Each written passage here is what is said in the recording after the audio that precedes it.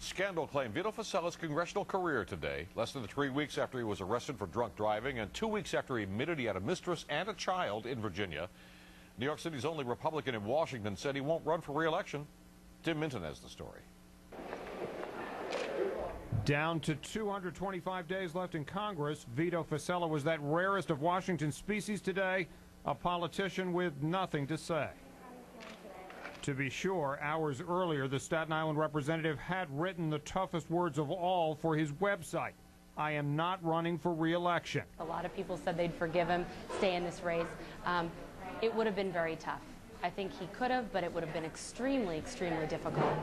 Representative Fossella's self-inflicted political and family torment started earlier this month when he was pulled over and arrested for driving with more than double Virginia's legal limit of alcohol in his blood.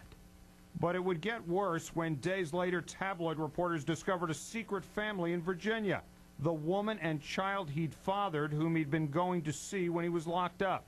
While some support remains back in his district this afternoon. Would you have voted for him if he was running again? Yes. Yes. It has been slipping away.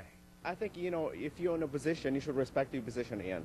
I mean, you don't go getting drunk and drive and all this stuff.